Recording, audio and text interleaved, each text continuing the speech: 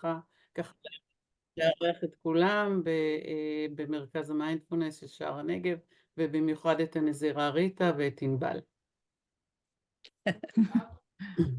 Okay? Okay. Okay, we try again. Hopefully it works. If not, no big deal, I think, anyway. We hope it's going to be okay. Yeah, so we'll see. Well, it's Yara's phone now, so it should be working. So anyway, so as I started saying, when the 7th of October, I was here, I was in Israel, and we were doing practices, because I know that Inbal probably said I was doing courses. I'm not doing courses so much anymore because my brain is going really soft and I forget half of it. And then I usually try to prepare for the talk, and then I got all stressed and it was even worse. So I said, but what I still do and what I can do is like kind of Buddhist practices that, yeah, I know they seem religious, they sound religious, but it does create a lot of good energy for somebody who is open to do them, for somebody, who is not against. Sometimes we call them prayers, but they're not really prayers, they're more aspirations. And then purification practices, where we take a form of a Buddha and we try to connect with it, and then we try to connect with our own natural goodness mind that we have by using kind of an outer picture like Tara, Chenresig, and all this. Chenresig, which is the Buddha of compassion. So that's what we did in Nahariya when it started. And the Dharma friends, who at that time they felt responsible for me, and they thought, well, better you come back to Tel Aviv and then you leave immediately for Switzerland. But it was difficult to get out at the beginning, as you might know. And also, I'm from Switzerland. I don't like to fight for a place or whatever. So I thought, no, I'm staying here and see what happens. And I prefer that the tourists can go back home. Sounds very nice. But I also didn't want to go to the airport and fight for the seat, to be honest. And so I stayed another 3 weeks. And then I went back to Switzerland. And from then on, we started to read a certain sutra, which is kind of, the Lama Zopa says, it is good to read it at the time of war. Now, the thing is with what I think with these practices and with these prayers or aspirations or dedications or reading sutras, I don't think that it will perform a miracle and stop the war. I never had this idea, and that was also not the idea when I started it. But for people who are ready to do it, people who are open enough to do it and have time to read it, it can be of tremendous benefit to work with one's own mind, so that even though the situation is very difficult, then one can deal with it in a better way. And I know that in general, Israelis, they don't like these practices so much. I think somebody has the mic open. Here. But I don't know how to close it. You'll have to close it, I guess. Can you please close your mics, or be really, or whoever is the host, you can just close all of them and then I open mine again, if you want. Okay, so then, I was back in Switzerland every day with some Israelis. We, for an hour and a half, at the beginning, 2 times a day, we started reading the sutra. And so I kept being connected. And also we do once a week, we do a practice for somebody who was very sick. And then, so I knew from Inbal that they were evacuated. So then also I thought it's not much point coming now. But when I heard that they are back here in Enabsor, I thought maybe, it would be, not that I think I can help, but I came to do practices here in Israel and with some people who are ready to do these Buddhist practices and to try to create some positive energy. So sometimes, sometimes people say, but look, it doesn't work. The war is still going on. And this is why I'm saying that's why we continue, because it hasn't worked yet. So, it's no point stopping something. We say, but the war is still going on. I mean, we just continue. And for those people who regularly kind of join, they really say that it helps them. So yesterday I was in Tel Aviv. I arrived on Monday evening, and then yesterday I was in Tel Aviv, and then the whole day with about 10 people and some on Zoom. The whole day we read the sutra, and everybody who participated, they said that it was a very good way to spend Independence Day, because it talks about, the sutra talks about compassion, it talks about kindness, it talks about also about emptiness, that things do not appear the way, they not exist the way that they appear. So, you know, it reminds us again and again, it talks about the qualities of a Buddha, and it reminds us again and again what we really want, that we kind of, it lies in our own hands to work with our own mind. Because it's samsara. So whoever is, I see that some people that are on Zoom here, I know that they know exactly what I'm talking about, because I know them and I know they studied Buddhism. The others, I don't really know. You know, when I talk about samsara, does it make sense for everybody? Yes or no? You'll have to tell me, or you know, okay. Does that mean, you know, this is like the Indians, when you ask them something and then they go, and you don't know, is it yes, is it no, is it what? So anyway, so the title has been translated to me in some different ways. So it was, if I understood well, it was somehow kind of saying goodbye or saying farewell and then choosing to continue to live. Is that right? Or something like that? Am I right? Or am I totally off?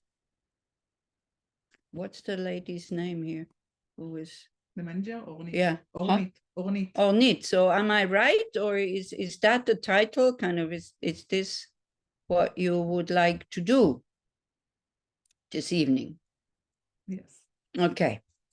So, you know, I was kind of thinking about it. This is what I said at the beginning, and then I kind of we fell out. It's like, I didn't come here with the thought, oh, I can be of help, because I don't know, you know, I'm not a psychotherapist. I have never kind of worked or, you know, even been together with people who are traumatized, because what happened between now and, you know, before like the 7th of October, I mean, this huge thing, I mean, it's terrible. So somehow I was almost in doubt, should I really come, should I not come? But then when one has thoughts like this, what happens sometimes, I received an email from somebody who said, look, I think it would be good if you would come, I pay for your ticket. So then, of course, it became quite clear that, yes, of course, now, you know, so now I'm coming. So I'm here, and while I'm here, then maybe what we will do, we will go to some of these places where these really horrendous things happened, and we just sit there and then see how it develops. I don't even know yet. I don't even have a plan, which might be kind of sound a bit strange to you, but as I said, I came pretty unprepared. But then next week we will do practices that I know how to do, but I will do them with people who are Buddhists. And you know, I don't want to exclude anybody. I hope you see what I'm saying. But I'm doing them with people who know what they're doing, and they like to do it. Okay, so that's what we'll do. So I was thinking, when I heard about the title, I remembered a saying that I read in Canada on a tombstone, and I found it was from a native Indian, and I found it very, very meaningful. And it said something, if I remember well, it said something like, when I'm dead, then cry for me, but not too often. When I'm dead, then think about me, but not for too long. And when you think about me, then think about me how I was in life. And it's nice to remember, but not for too long. And then it said something like, leave me in peace. So this is kind of the dead person that, that put that on the stone. leave me in peace, and then I will leave you in peace. And while you are living, let your thoughts be with the living.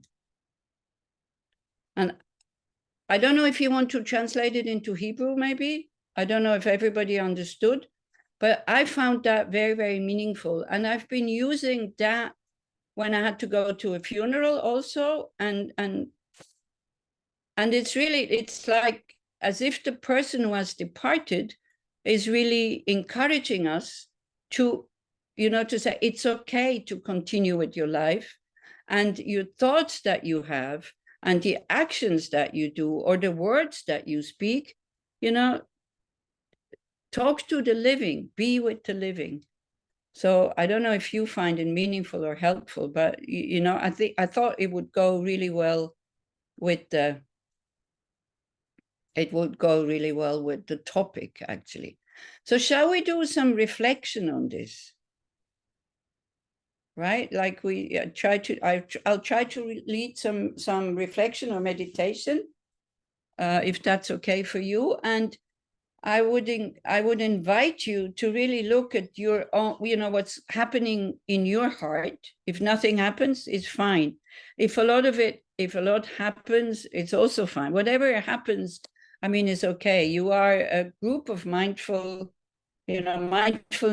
people who study mindfulness, practice mindfulness. So I think you know just as well as me how to deal with strong emotions. And I'm pretty sure that you also know, you know, emotions when they arise, I mean, there's nothing we can do about them. We can then, once they have arisen, we can, with more or less mindfulness, we can make a step back and look at them. But this, if you really only do this when the emotions are very strong, this is very difficult. So this is why one kind of starts with smaller emotions, that when they arise, you look at them, you take a step back, and then what I learned and what I do with strong emotions, and I don't want even to compare myself with what you went through.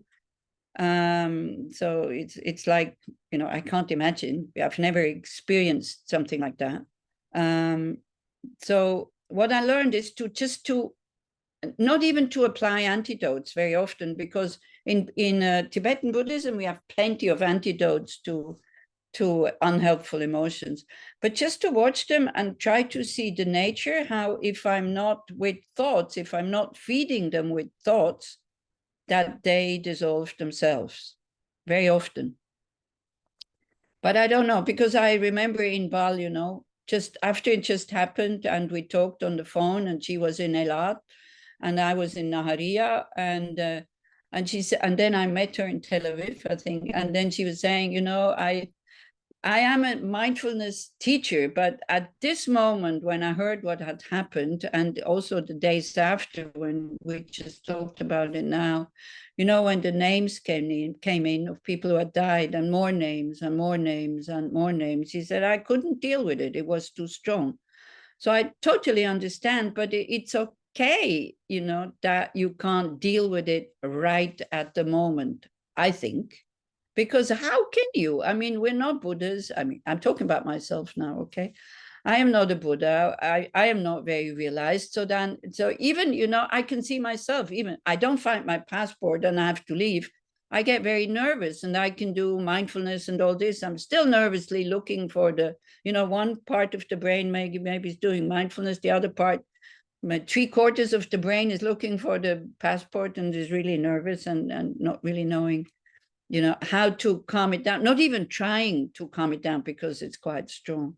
So it's okay. But what I see is that because of what we have practiced before, that then with time, it is easier to deal with the situation for some. For some others, maybe not.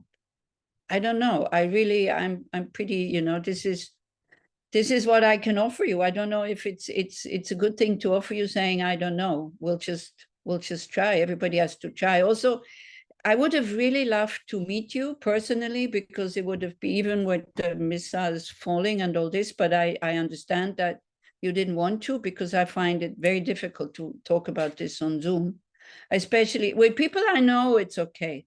But with people I don't know, it's like, you know, there is connection. I have the gallery on, I see you, some of you, I only see the name, some names I can't even read because it's in Hebrew. No, now all the Hebrew names have put on the camera, which is really nice. So it's like, so I find it difficult, but this is what we have, and we will try. And then, of course, you know, if you want to ask questions, then of course you can ask questions, because then also I know a bit more what you would like from me than right now. I know I've been to your group maybe twice, maybe, or 3 times, maybe. I can't remember. And then it was was a very lively discussion. I think last time it was something about anger. Also, it's like not to get angry at people who do things that you totally don't agree with it. So we discussed what is really anger and what is not anger, and like this. So we just try. And again, if at any point you think, oh, no, thank you very much, I don't want to listen to her, then you just switch off. It's fine. It's absolutely no problem. Also, I don't know how you handled this whole thing. What I thought, at least something I can do, because the events that will happen, I guess there will be some dana or some money, but I want to give some dana or some money, but I don't want to keep that money for myself. So I will discuss it with Inbal. If she knows about an organization, that would be, I'm sure there's many people who would need the money now, but it's not me who is going to decide. So whatever you want to give as dana, this will go to some organization, and I think especially here in the South, that that will make use of it. So I these 3 weeks that I'm here, I really don't, I would feel very uncomfortable if I would take the money from myself, especially since somebody has paid for the ticket, because me, money-wise, I'm okay. I'm very fortunate. I'm very lucky. Many people are very generous. I don't live in my own place. I always live in other people's places that offer me their space, and I try to repay the kindness by cleaning the windows or watering the plants or taking the dogs out or whatever. And like this, it works very well, because it's kind of a win-win situation. It's like, I have a place to stay, and I never stay very long also. So that's why I think people are quite ready to say, well, if you don't have anywhere to live, you can come to my place, because they know that I'm not going to stay forever. So, and then, I give something back in cooking or cleaning or just staying with them, and they give me a bed to sleep in and a shower where I can shower. And I feel very, very fortunate to be able to have a life like this. Even I'm already 74 years old, because some people ask me, how can you do this, not to have your own place? I think I would be more stressed if I would have my own place. And like this also, you never get lonely. It's like you're always with people, and so, and with people, not just like this, but also because it is such a special situation. And I think it's really fortunate to be in such a special situation, because you want to give back that kindness that you get from them giving you a room. So then your mind is in a good state, because you're not forced to do it, because you want to do it. And I really discovered, I don't like to clean that much, but cleaning for somebody else who is afterwards very happy that when they come back or whatever, the house is clean, it's almost pleasurable.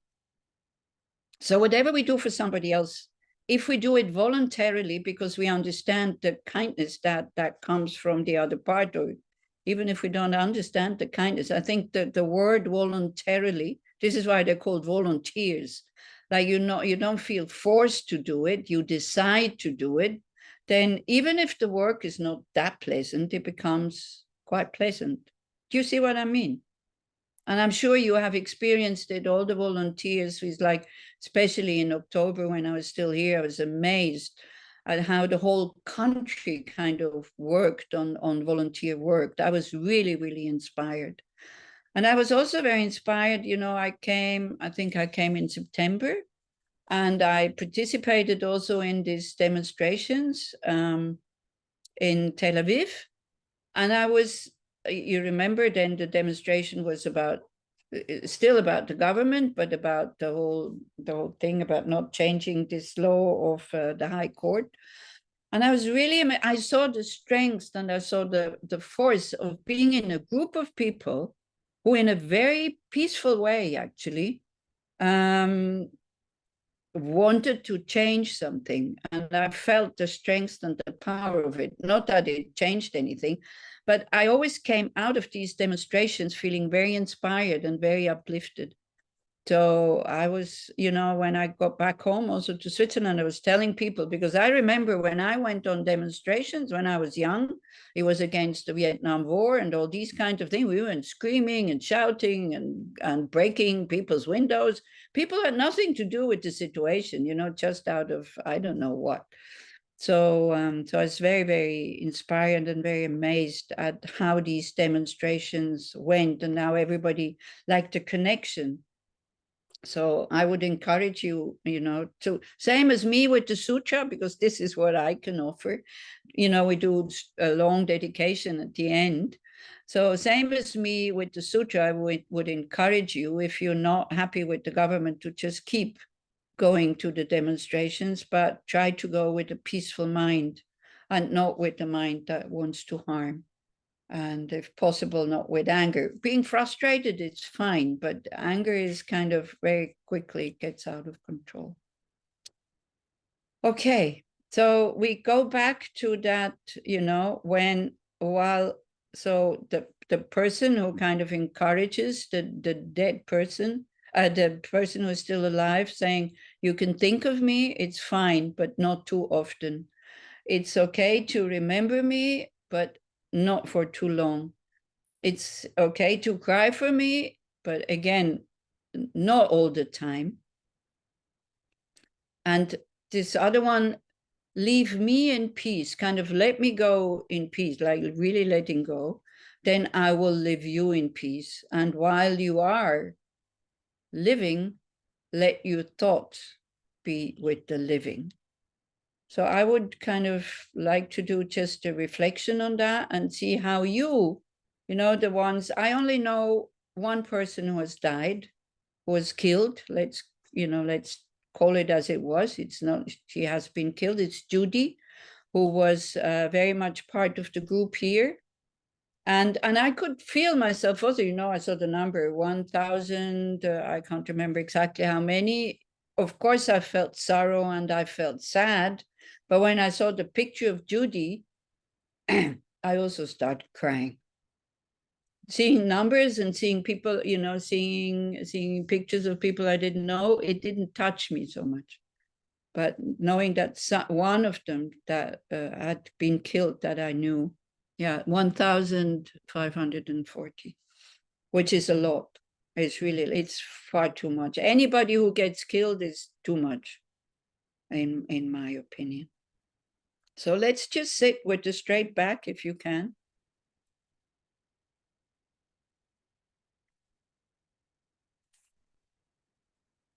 Feel the body. Always, this is always a very good thing. I'm pretty sure that Ornit is your name. Yeah, you would be better at leading a mindfulness meditation than me.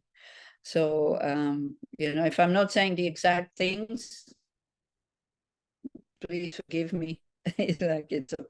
Yes, But I think what I do always. we're very happy. What I always do is like. We're very happy to hear Let's you. see. Let's see at the end. Don't be happy at the beginning already, because then we're full of expectations. And then if it wasn't what we thought it was. So now again, it says my internet connections is not stable. I hope it will hold. So feeling the body, very important, right? And also when we think about painful things. So first, just to go to the body, to feel the body. Where the body is making contact with the chair or with the ground.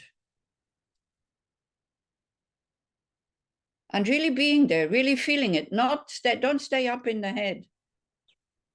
go to the body, even if it's painful. Because the emotions, anyway, they're not in the head, they are in the body, and this is where we feel them. So if we neglect to relax, to recognize them first, to understand there is something difficult going on, then it cannot heal.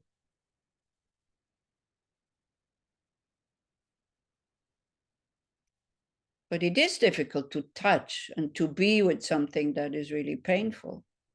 You know, again, I feel almost a bit embarrassed to telling you these things because of what you have been going through, and not just what you have been going through, what you're still going through. But the only way that these things can heal is when we touch them. And it needs courage.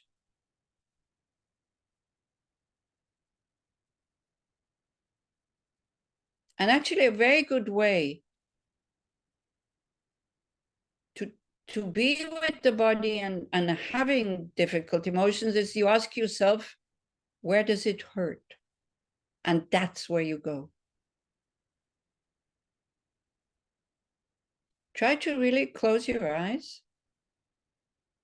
And if possible, you know, also sometimes in difficult situations like that, it's really good to make a promise to yourself that you will be kind to yourself, that you're not going to push, because you have all this Buddhist knowledge about how to deal with things and how to dissolve difficult things and how to have antidotes and all this. There's moments where all of this doesn't work because we haven't practiced enough. It's not integrated yet, and that's okay.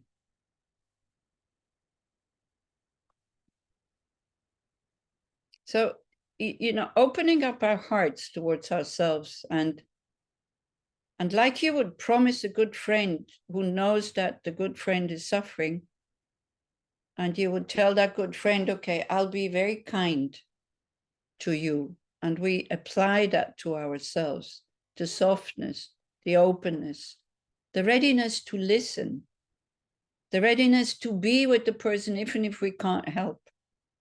It's difficult.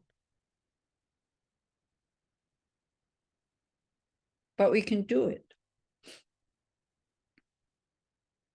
So listen to your body who is trying to tell you something maybe, and you know, all the thoughts that we have and all this, that will express themselves in the body, and you just ask yourself the same way as you would ask a really good friend, where does it hurt? Without trying to find any solution, just stay there. If it gets too much, again, open your eyes, don't push. Take a few deep breaths, maybe look at something that is solid, like, you know, forms, or with your hands, feel whatever is around you, identify it, ground yourself, perfectly okay.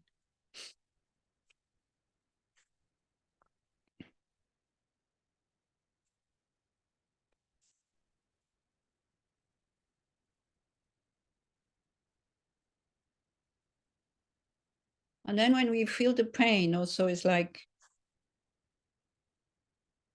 to understand that, but I'm not the only one.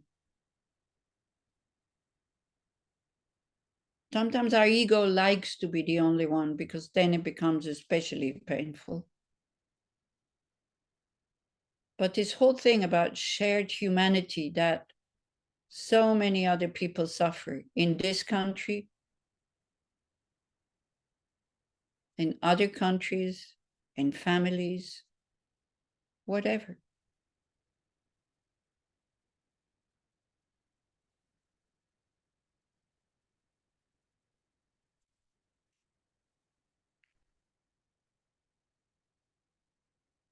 And we don't have to take the responsibility for the suffering of others.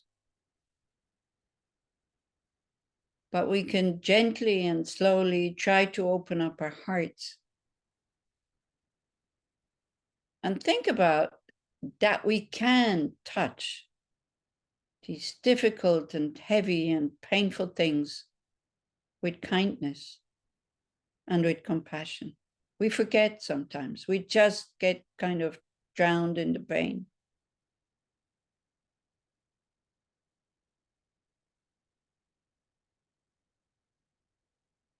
And then we can apply very simple words, and I'm pretty sure you know them, but very often we forget. But you're thinking, wouldn't it be wonderful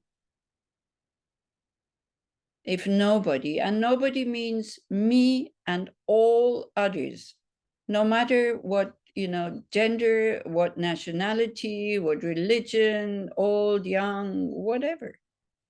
Wouldn't it be wonderful if nobody would have to undergo that kind of pain? Just a thought. Don't manipulate anything.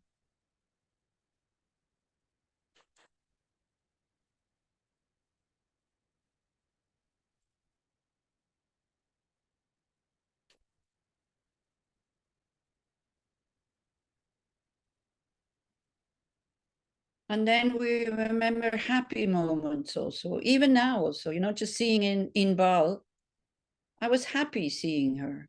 I was happy that she's alive. When I came to Israel also, already seeing all the people that I know that I have a very strong connection with. Although the situation is difficult, but I was happy seeing them, and I think they were happy seeing me. So we have moments of happiness. So it's really important to give ourselves also the permission to be happy. Even in a difficult situation like that, you're not being unloyal to the ones who are not around anymore.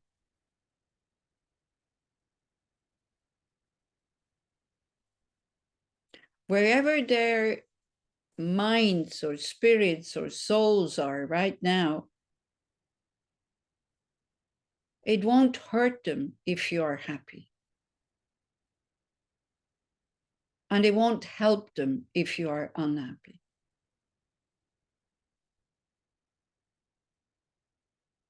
This is very easy to understand intellectually. At the level of the heart, is very difficult to understand. It's very difficult to even allow happy feelings to come up.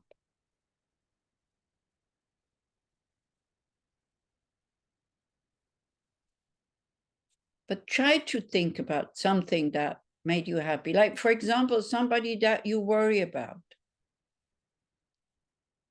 And you hear the person say, oh, today I am really well. How do you feel? This is loving kindness.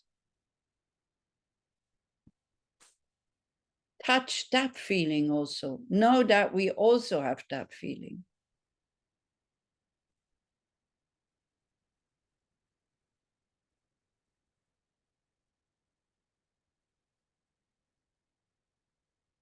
And just keep it. Be with it, the same as we are with unhappy feelings.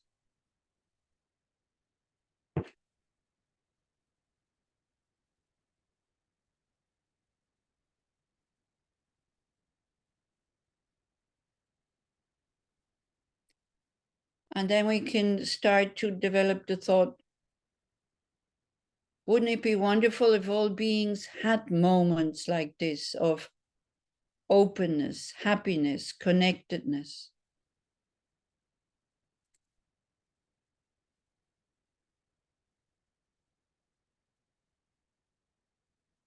And we can cherish the thought, kind of, may all beings be safe, be protected from physical and mental harm.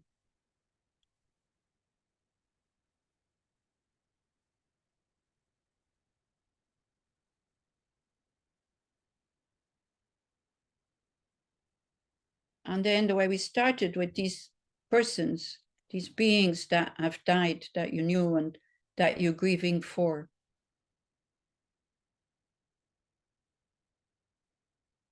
Especially them, wherever they are, may they be safe,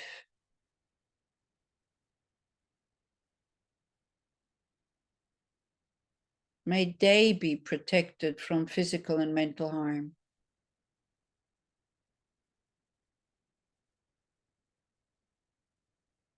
Wherever they are, may they be able to find what they are looking for.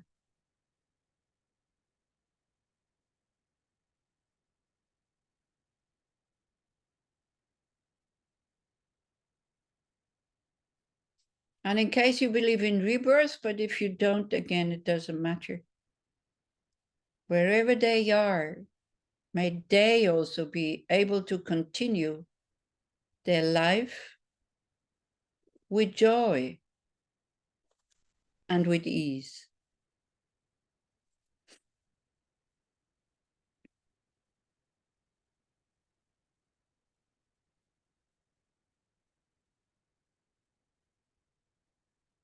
And we can finish that reflection just, you thinking about them. And from the bottom of your heart, we say thank you to them for having spent time with us. Not so much thinking, but I wanted to spend more time with them. Of course we do. But we've had quality times with them. I can only think of Judy. We had such beautiful encounters, very enriching. So we can say thank you.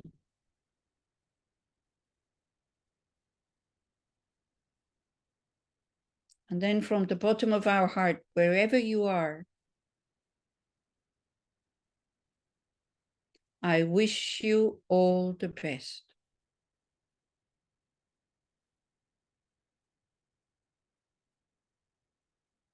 May you be happy. May you be free from suffering.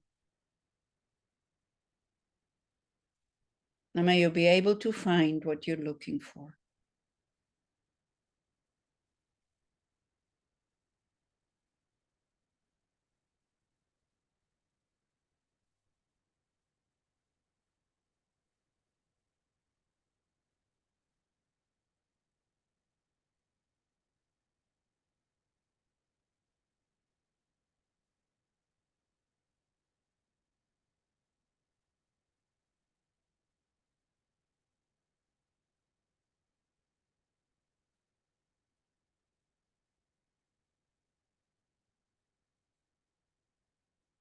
And then again, just to watch the feelings in your body, especially in the chest region.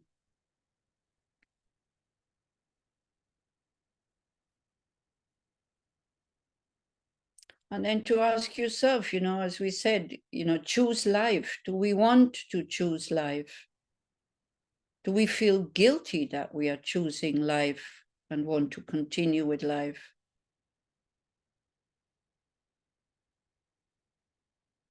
It's very often so difficult for the survivors not to feel guilty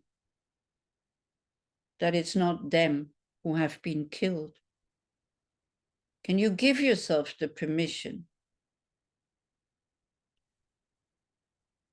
to choose life and, as much as possible, make even that difficult life meaningful? Can you see it as a possibility?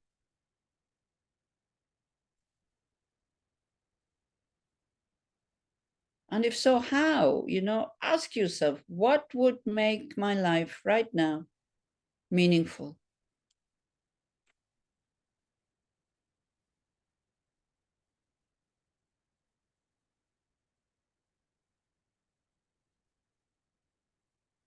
I'm not going to give you any suggestions. You have to find that answer yourself.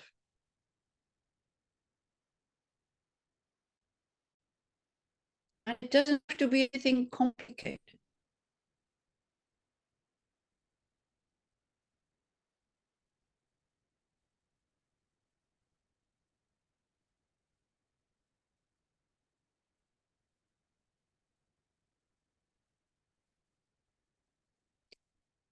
And I think maybe just to finish, when we understand the power of kindness when somebody has been kind to us that maybe we didn't expect it.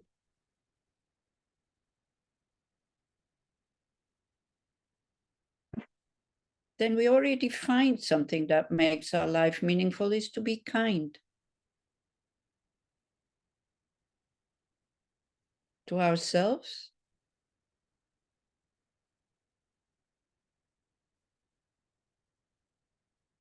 and to the beings around us.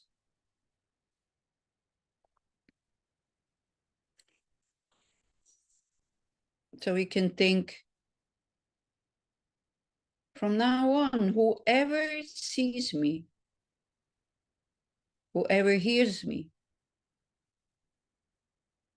whoever thinks about me, whoever talks to me or whoever talks about me, may be of benefit to them.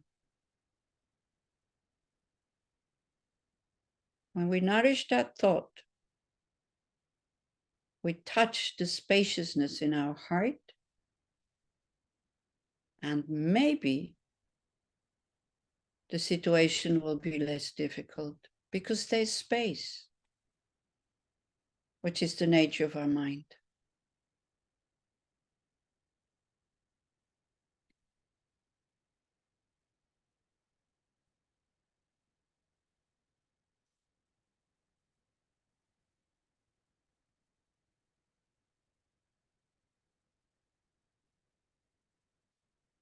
Okay, so slowly, slowly, if you are ready, then you may come out of the reflection.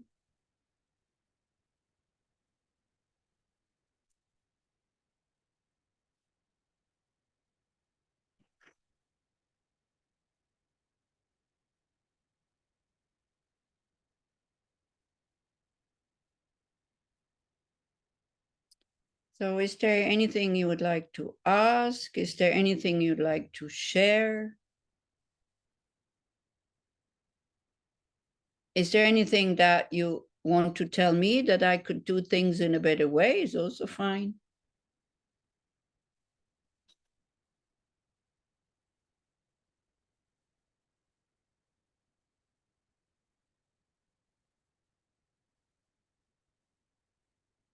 Or shall we just continue to sit in silence and do, in whatever way we think that we can produce some positive energy?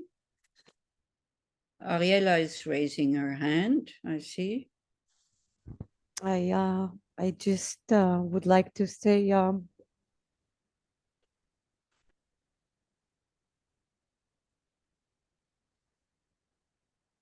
thank you for your kind, warm, and comforting words and comforting words.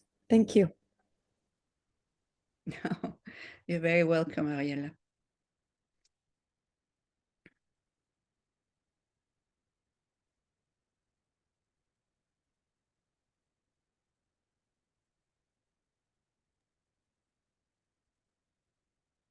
Valda is coming very kindly and bringing me my tea or some water. Thank you very much. See, this is it. It's as simple as that. עוד מישהו היה רוצה לשתף במחשבות, באמירות?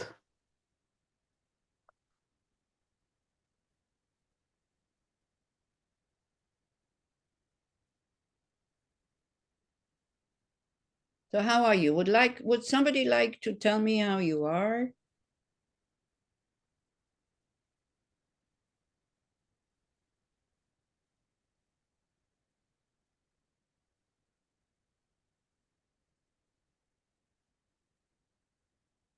I mean, you don't have to. This is what I said, we can just sit and in whatever way, do some prayers and just send them out, like each one silently. That's also very, very powerful to do it in a group. I don't know if it works over Zoom.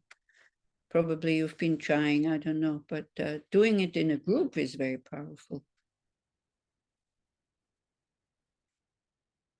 Yeah, maybe somebody wanted to say something and then I cut your, yeah, Elisheva? Yes, I just want to ask you, sometimes, do you hear me? It's okay. Yes. Sometimes I feel very compassionate and I'm thinking about positive things. Mm-hmm. And then after, when I'm doing it, I'm trying all the time to be there, but sometimes out of it comes the anger of what is happening. Yeah. Because I'm thinking of positive things. Because you're thinking of positive things, anger is coming. Yes. Yeah, this is the guilt, you know, this is the guilt that we feel that Not good. the only thing I maybe can, you know, can compare it to was like when the Twin Towers were bombed in New York. Yeah, the Twin Towers. I can't remember which year, 2011, I think. Yeah, 2011. In the whole of Europe was silent. Nobody dared to laugh. You know, it's like, and I was in Paris and I was with friends and they're very funny. So we were in the subway, in the metro, and we were laughing and people were almost killed us with their looks. You see, I think this is somehow, it's somehow a funny thing that we think that the situation is already difficult. Then we think that, you know, being sad and being, yeah, that it's the wrong thing to be light and to be happy and to feel compassion. Maybe we don't understand compassion also. Can you, do you sometimes when anger comes, do you sometimes just sit down and ask yourself, hey, what's going on? Yes, I'm in this you know conflict all the time. I'm Yeah. asking, and I wish very good things, and I see also very good things that happened here. Yeah. Very good people, and I sometimes I feel that out of this goodness and compassion comes the anger, because there are sometimes that, you know, someone is telling me something bad, so I feel anger. That's I know already, and I can sometimes handle with it. I can see it and look, but I don't understand why out of compassion and goodness comes anger. This was my question. Yeah, I can, you know, again, it's most. It's like it's limited, and then when it's become more, it become anger. Yeah, Like yeah. the anger is more strong than the compassion. Maybe it's a. You know, when I was maybe 2 years, I had become a nun and I was working at Tushita, as Inbal was saying. And all of a sudden, I was very happy and very enthusiastic and all this, but there was a lot of work and there were some people I didn't like so much that were there. And in my opinion, again, it doesn't have much to do with the current situation, but this is the only thing I can offer you. So from personal experience, right? So then all of a sudden, the whole thing, you know, I got really angry at everybody and they were not doing their job and I was the only one working and I hated everybody and all this. And I was really surprised because I thought, hey, come on, you know, I've studied Buddhism 3 years. I've been a nun 2 years and I still have all this anger. What's going on? So I was lucky enough, of course, you know, Kirti Central Rinpoche at that time, of course, he was still alive. He was in Dharamsala. I went down, you know, full of kind of, hey, what's going on? Me, the good practitioner, blah, blah, blah. So I explained to him and I said, Rinpoche, my compassion is out of the window. It's like, I'm really angry at everybody. And I was hoping that he was kind of sending me into retreat and, you know, something wrathful like Yamataka or whatever. And he just laughed. He just laughed at me and he said, well, who do you think? You know, you've been practicing, what, 3 years? And then he used an example and he said, and I never told him that I used to climb mountains, but he used that example, something I could really relate to. So So he said, you know, it's a bit like your Dharma practice is like climbing mountains. You get up very early in the morning, like sometimes, you know, like we start at 4 o'clock or something like that. And you're full of enthusiasm and your backpack is very heavy, but it doesn't matter. And you go with a lot of joy. And then maybe 10 o'clock in the morning, the sun is coming out, it's getting hot, the backpack is heavier. And then you think, oh my gosh, what am I doing here? And you lost all your enthusiasm and your joy. And then he said, but then, you know, when you think about how it is on the top, then all the energy comes back. Or when you start to see the top. Now, with our Buddhist practice, we haven't really seen the top. So what I think is really important for me, looking at the top, is looking at the gurus. You know, the gurus that I have, like also maybe this can relate to your situations. They have also lost their country, and through the practice that they did before losing the country, they were able to deal with it in such a good way and have become such an inspiration for the world, like His Holiness the Dalai Lama. And anyway, you know, again, when I speak about gurus, it's always a bit tricky because it's easy to speak to people who have gurus, who have teachers, that just by thinking about these people, the heart opens. And this is how we receive the blessings from them, because the heart is open, right? And then another thing, you know, we Westerners, we don't know how to rejoice. You know, we always see, oh, this is wrong and this I'm not doing right. I'm not meditating enough and I still go angry and all this. And we don't rejoice at the, you know, at the time that we're sitting, at the moments when we are trying, and at the times when the Dharma practice, as you say, compassion really works. You know, we just sit there and, oh, it works, but we're not rejoicing. And this is lacking, because the moment you start to rejoice about your practice, even you get angry and you see that you're angry and you're not blurting out something to hurt somebody, we don't rejoice about that. But the moment you rejoice, the result is there because your heart is open. Yeah, we always go like, you know, what the lamas or the gurus are being asked so many times, oh, I've been like me, yeah, we're practicing so long, I don't see any result, my mind is getting worse, blah, blah, blah. And they say, well, you don't know how to rejoice. This is the problem. You meditate 1 second, or I don't even have to call it meditation, because we think when we talk about meditating, it's like you have to sit cross-legged and on a cushion and straight back and all this. Mindfulness, when you really notice what's going on, do you rejoice about this? And you go like, wow, I was mindful for 3 seconds. I saw something, or, you know, I was really there. Do we rejoice? Do you know what I'm talking about? Are you asking me? Yes, I know. Yeah.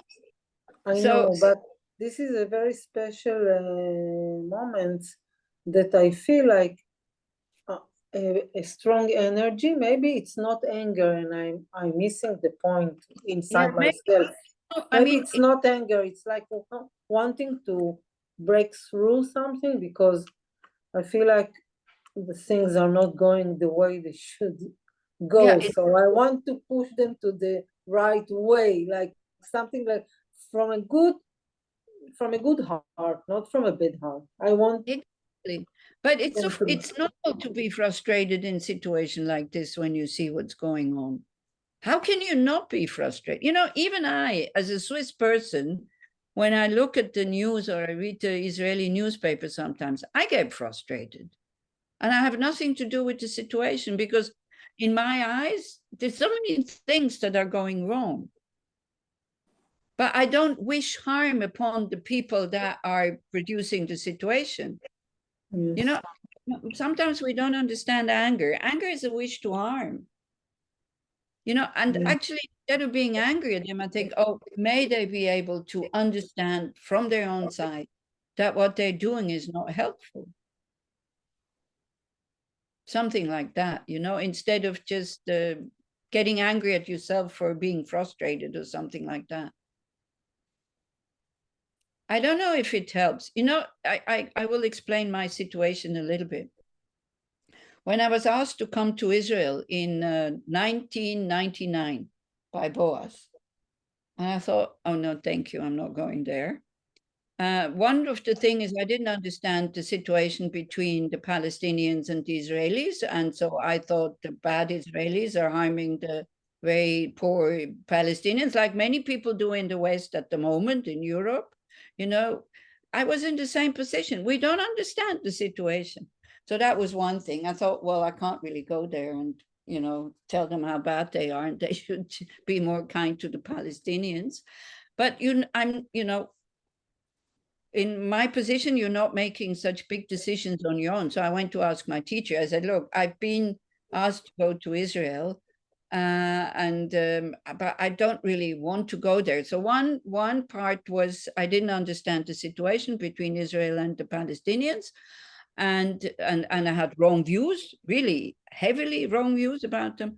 And the other thing was, how can I teach Dharma, of which a big part is karma, to a people who have gone through the Holocaust? And I felt I have no right to tell them about karma. You know, I felt very embarrassed because I'm a Swiss person and didn't know anybody who's gone through the Holocaust and all this. But then Kitty Tsenchep Rinpoche said, no, it's okay, you go. So when your teacher tells you to go, then that's it, you know, no matter what, kind of, you know, you go. And I came at the second Intifada, the first time. And I was so surprised because everybody was so kind to me and everybody was so appreciating that I was here. I had imagined totally, I had been preparing for a situation. I am sitting in front of 20, 30, 50 people, I don't know. And everything I would say, they would say, but it's not true. And this is not right. And why is it like in Tushita, you know, with the Israelis? So, because I also thought in Tushita, we had usually 70 people in the course. Out of those 70, 35 were Israelis. And I was in constant battle with them. Then I thought, if I go to Israel, the whole room will be full of Israelis, you know, so how am I going to deal with it? But this is the blessing of the guru, right? You have the confidence that when you go somewhere, and he said, he tells you to go, then you go. And so I thought, okay, even if I get killed, because also, you know, you see the pictures on the news and you think it's everywhere like this. I was here also 2 or 3 months. I didn't see one bomb. I only heard boom, boom, boom, and that was it. So anyway, so I came and I was really, really surprised. And I think the connection that we made because of you know, the surprise was almost like a shock.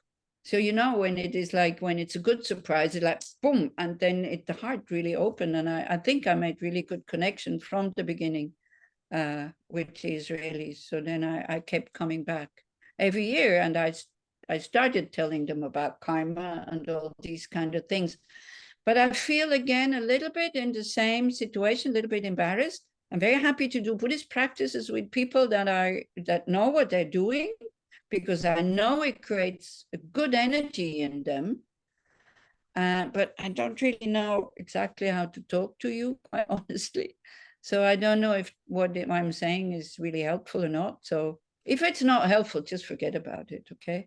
But I definitely, this was also one of my concerns, that I thought maybe I'm doing more damage and more harm when I'm here and saying all these things when they ask me questions of which situations, you know, I have absolutely no idea what it is. I mean, I can guess what it is to be Israeli at the moment, but I don't know. You know, I'm here now 3 weeks. I come back in October.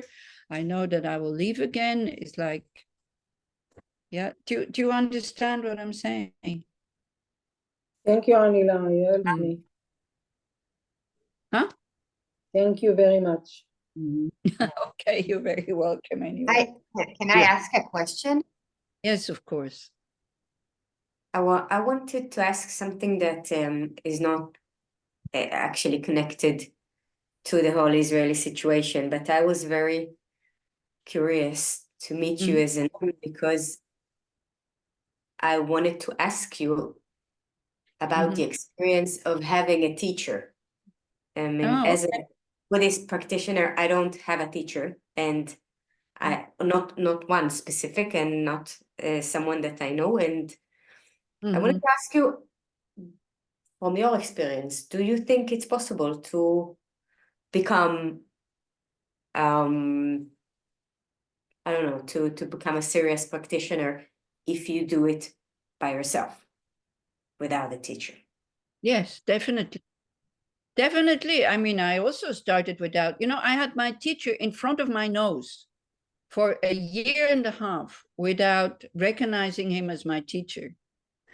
So it's, but then by still practicing, not saying, oh, I can't practice because I don't have a teacher and all this. I think if you continue to practice in whatever way you can with whatever people that you need to practice. This is one thing. So in order to know what to practice, you need to study. It's good to go to a group. It's good to exchange yourself in discussions with others and all this. And then I think if you're ready, then the teacher or the guru will manifest. This is how it works. Because as I said, it took me a year and a half and having close contact with that person to recognize that, oh, it's him. He is my guru. He's my teacher. But I have many teachers. I have many teachers that I highly respect. So then it's like there's one that is the heart guru. That also I dreamt of him the other day because I was again having these thoughts. I had already decided to come to Israel, but then I already had this, do you think you can be of help and all this? And I dreamt about him. And then, it was quite amazing. He just said, I never dream about him usually. So he just said, the Dharma doesn't harm. So that was it. So there you go. So yes, of course, on one hand, it's easier to have a teacher because when you have to make big decisions about your practice, then you can ask. And if you trust the teacher and he sends you into a difficult situation, because, when I went to ask him to say, shall I go to Israel? And immediately I added, but I don't want to go. I was hoping that he tells me you don't have to go, but he told me to go. So it's not that the teacher always kind of tells you things that then are easy to practice, but he's kind of pushing you limits. And if you trust the person, then you will pull it through, you will do it. Whereas if you decide on yourself and things are starting to get difficult, like a retreat or something like that, very quickly we think, oh, maybe it wasn't the right decision. And then we stop. Is that of any help? Does that?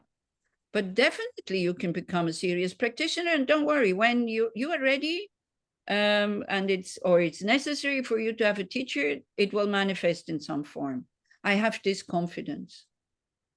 Thank you. You see that you're ready for a teacher, and while now you're not having a teacher and you just continue to practice, this is a clear sign that you go towards that moment where there will be a guru or a teacher. Thank you. I hope so. Okay. Thank you. Anyway, thank you for continuing to practice. This is what will help the world, this is what will help the situation if we start to take care of our own mind. And it's so necessary. Like if we, I know so many people, they're so unkind to themselves. They don't recognize any good qualities that they have, or they see them, but then there's always the but. But, I'm doing this and this is not right and that is not right. You're not going to make any progress like that. First we really have to learn how to be kind to ourselves. And being kind to ourselves doesn't mean that whatever you want, even knowing it's not helpful, you're going to do. That's not kindness. Know how to talk to ourselves at what moment. Sometimes we need to kind of, put a bit, hey, come on, pull yourself together. By the way, pull yourself together is not a good thing. It's an English kind of thing, and also in German we say it, nimm dich zusammen, but it's not a good thing. When we are not well and you say, pull yourself together, much better to say, come on, relax. That would be the Buddhist way, because the moment you relax and everything becomes much easier, pulling yourself together, you become even more tight. Yeah, so sometimes the advice that we are giving to ourselves is absolutely not helpful. So please never pull yourself to.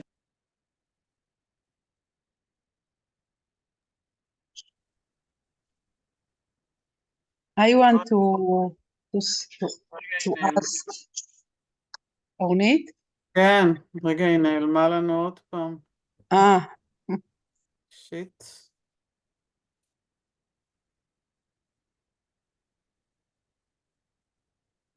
הם נעלמו עוד פעם. I see. No? No. Oh, now. You are here again. Yes. Oh, I'm. Okay, Orna asked. Orna wants to ask. Yes, I Orna want wants to ask a question. Okay, please, Orna. Thank you. I want to share. I was in the memory day. I was in the cemetery of people in one kibbutz here that were murdered. And I saw their families and their sorrow and their really, I did not know what to do, what to feel. I identified with their pain and I did not know. I felt that the sorrow coming in my body and what to do, what to think, I went after to the water and it's became easier. But I want to ask you about this sensation that your body feel a lot of sorrow and pain and what? Yeah, well, it's normal. Don't you think it's normal? Yes, I think it's normal, but maybe there is a way to make it Whatever is easier. normal is normal. And we just let it happen. I mean, how can you not feel sorrow when you go to a situation like that? But then are you practicing mindfulness? Yes. Yeah, so then you just hold it with a lot of kindness. Like sometimes they say like a mother who holds the crying child, right? You just need to hold the child. You just need to be there, but not with the wish for it to go away. This is it. I think this is what we're doing. You know, when I say, do you think it's normal? Yes, it's normal, but still deep down, no, it shouldn't be there because we don't like sorrow. We don't like these things.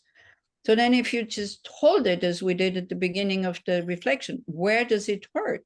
And you just stay there, maybe it will go away. Maybe it will not go away, but it's okay. It's okay if it goes away, but it's also okay if it doesn't go away. But the moment we want it to go away, we're not accepting it. And this is practice. This really is practice. When we can hold these feelings, you know, this is what I'm saying now, because I never had such strong feelings. I also don't know, you know, now I'm saying if we can hold these feelings with awareness and openness, they will fizzle out because they're impermanent. This is what I'm saying now. I am not sure if I'm in a situation like you, that it will be like that. Until now, for me, it was like that because I never had such big sorrow. So I cannot speak from experience. This is why I find it difficult. That's okay. It is not working. So I don't know. I have to say, I don't know. But from my side, I would say, just practice, just hold it. Hold it without the wish for it to go away, without the wish for it to stay. Anybody else knows what to say here as what to do? To share? Imba? Yeah. It's normal. Yes, I think, yes, it's really normal and it's happened, I think, for the last month a lot, and it's part of our life. And I think, as you said, Anila, with mindfulness, we just sit with the feeling and crying, and it's okay. And I felt that all the time I said to me, as you said, it's like, it's okay. It's okay. It's just be with this. And then most of the time it's hope coming, like something, remind something good from this person that, that's like, it's happened a lot when you remind somebody, a friend that type. So then it's like a good memory is coming. And then the good feeling is coming because you remember like good thing with him. So that's what's helped me, like with this, to be with, and then to be with these good feelings. Yeah, to allow the feelings to, they come and go as they want. We have no control over them. The more you want to control them, the more the difficult ones kind of gather strength.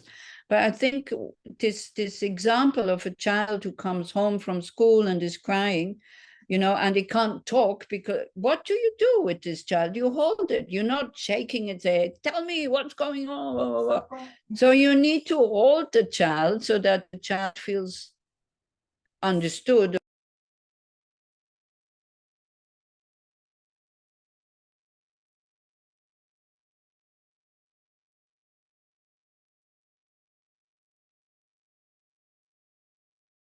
טוב, נעלמה לנו. עוד פעם היא התנתקה.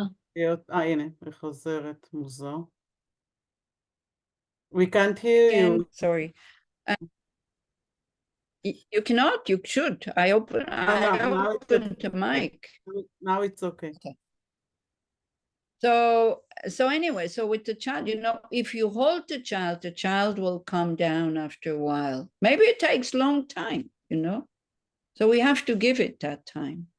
But for me, always to really go to the body and this one question, where does it hurt? Because then I stay there, then I know where it is. And this is like asking, where does it hurt? And stay there. This is giving attention to the feeling, to yourself. And then it's like the child. The child is, somebody understands me, somebody's here. And we can apply that to ourselves. But it's okay to feel the sorrow, because it is terribly sad what is happening. Yeah?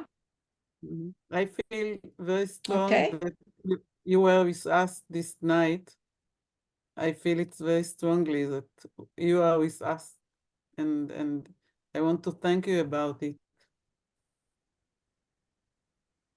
Oh, you're very welcome.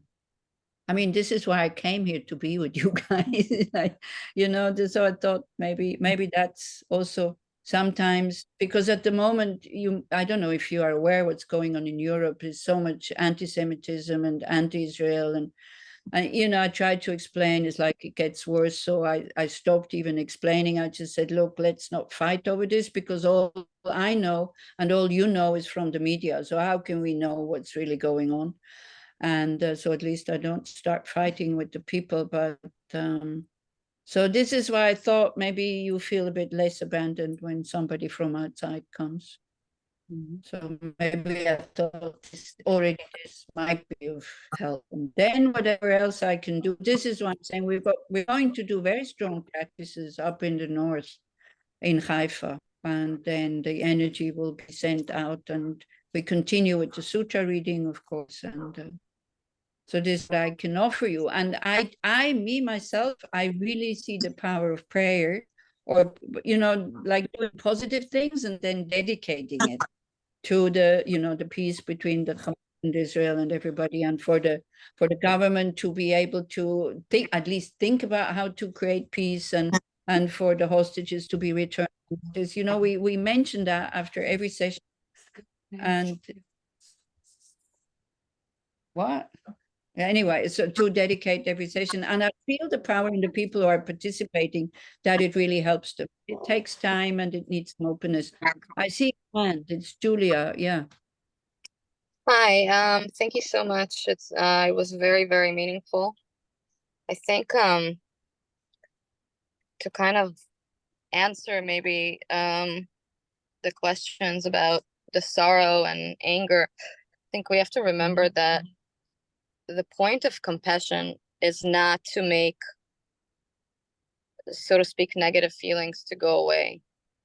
I mean, if we really understand mindfulness and kind of, I mean, I have very, very limited experience and practice, so I don't presume to understand too much about it. But one thing that stands out to me is the transience of things. Right, exactly. That nothing is permanent, not sorrow, not joy.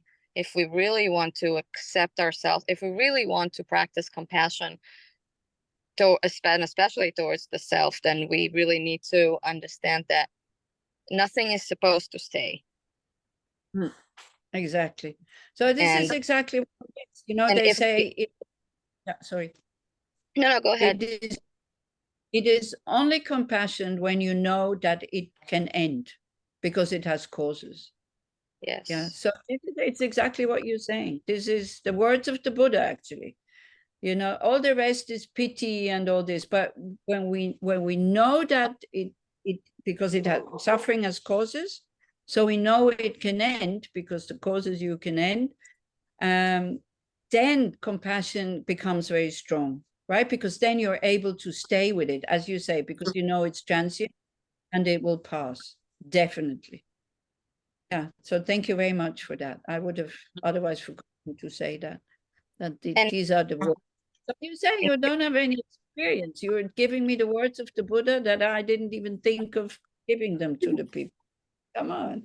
And I think what really, really helped me was what you said about, you know, instead of staying with kind of we as humans naturally, because of the connections we have, because of the Maya that kind of holds us in the body, we want to hold on to the people we love, to the experience we enjoy, but it was very beautiful to me when you said, thank for the time that you had with your loved one. Of course, we want to, you know, I want my loved ones to live forever and be with me forever, and but that thinking about the fact that the joyful moments and the powerful moments that we shared, like that was very, very important, and the fact that wherever, you know, and if we really do believe that wherever they are, they would want us to not suffer, because nobody deserves suffering. Nobody deserves to be in suffering. We can really allow ourselves to also feel joy, even without their physical presence. Exactly. So it needs courage to be joyful in these difficult moments. It really does, because people think you are hard, you know, but it's not. I mean, this is what is really going to help when we're able to, by our own being more light, to be able to lighten up the whole thing. But again, we don't have to become light. We will become light with the time and by itself. It's okay. It's all right. So, and to just acknowledge it is difficult. You know, you see, I mean, sometimes people who suffer a lot from depression and all this, they don't want to hear advice. All they want to hear that, yes, it's difficult. And it is pretty difficult what is going on at the moment. You know? So thank you so much. It was really, really meaningful to hear you speak. Oh, wow. Thank you very much. That's very kind of you. Okay. Thank you very, very, very much. No, you're very welcome. And so shall we end with that dedication that we usually do when we read the sutra? Yeah, it's not that terribly long, right? So it's like, so of course, you know, long term, it is always free from suffering and the causes of suffering, which means full awakening. But then short term, then whatever positive energy that we have created by being together like this and discussing it, reflecting, meditating, trying to, you know, to feel kindness for ourselves and for others, we dedicate that merit. One thing, so that nobody needs to go through these terrible situations, but specifically that due to the merits of spending that time together right now, may the conditions for peace between Gaza, the Hamas, the Hezbollah, Iran, and Israel be established. May all its citizens everywhere enjoy complete freedom from violence, war, and oppression, and may they live in safe environments. May all the hostages be united with their families. May they not remain traumatized. And while in captivity, may they have all the physical and mental resources they need to survive. May hatred cease and friendship and mutual respect become the guiding principle of the whole area and the whole world. May all the children, women, and the elderly be protected and respected everywhere. May all who have and are dying in this war be immediately reborn in a pure land and quickly attain the deathless state free from suffering. May all beings who have been evacuated be able to return to their homes, and while away, may they find meaningful activities to spend their time. May the soldiers be safe from receiving and giving harm. May all the politicians and people who have the power to make decisions to be farsighted, think about how to create peace, have respect for each other, and being able to live together. May the doctrine of all religions benefit all sentient beings of this world. May all sentient beings be free from suffering and the causes of suffering, and attain peerless happiness. So we do this every time after we do practices. Like to really know why we practice. And it makes practice so meaningful. Whatever you do, as I say, even if it's noticing that for 1 second you were mindful, rejoice. Because that will change our own mind and open up our hearts again. Okay? So thank you. Thank you very much, Ani Losang. I was not here when I said it. You decide to give some donation for this talk, whatever. I do not want it. I will discuss with Inbal where to give it to. So she will decide, okay? So please do make a donation. You know, this is the only occasion when I can say from my own side, please do make a donation. If the money is for me, then it's not, you know, I cannot say that. So please do. Can you please send us this dedication? Yeah, I will send it to Inbal, and then she can send it to Anit, and then whoever wants to have it can have it, definitely. Thank you very much. Okay. Thank you very much.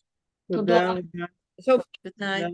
please, everybody, just be as possible. Thank you. Dharma. Bye. תודה. Thank you, Anila. Thank you. תודה. Thank you, Anila. תודה. Bye, Noah. And Nir, there in the back. Okay. ענבל, Take care. לידידה דהרמה אפשר לשלוח דנה? אפשר דרכנו. Tommy נעביר. Tommy Horowitz knows כן. that nothing. תמי הורוביץ, I will ask her. Okay. Okay, thank you. אנחנו נעביר. Thank you. Bye. See you. Bye.